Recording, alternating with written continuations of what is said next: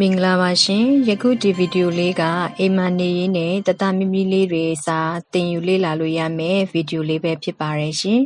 ဒီဗီဒီယိုလေးတွေကနေပြီးတော့တားငယ်သမီးငယ်လေးတွေကအိမ်မှာပျော်ပျော်ပါပါစာသင်ခန်းမှာစာရေးလေ့လာသင်ယူနေရတဲ့ကဲ့သို့ကြပြလေးတွေကိုလေ့လာသင်ယူနိုင်မှာပဲဖြစ်ပါတယ်ရှင်ပြီးကြပြလေးတွေရွတ်ဆိုမယ်ကပြီးကြပြကကြီးကကြီးရေကမမကကာကျိုးဆုံစွာကပျော်ရွှင်မြူးကြကခုံပြီးဆိုင်းတွေပုံတွေတီးခကွေခခယူလေးပန်းပင်တက်တဲ့ခယူလေးသွားနေတာကခနေနေဖယ်ရှားကြစုလေးကငယ်ကနန်းတင်မယ်1 2 3 4ရေတွက်မယ်ခယူဆိုင်ပါကွယ်ငါပြီးကြပြငါကလေးအရွယ်ငယ်လေးငလက်မလေးအရွယ်ငယ်ငမှိုင်မနေနဲ့ကွယ်စာလုံးပြီးကြပြန်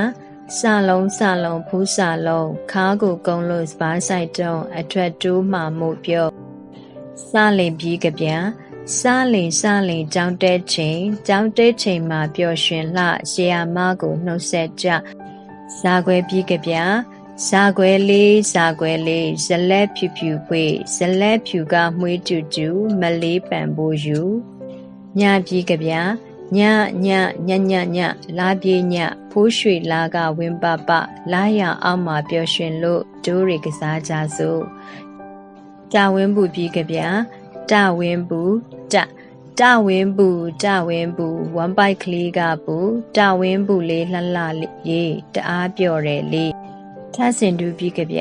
ထဆင်တူ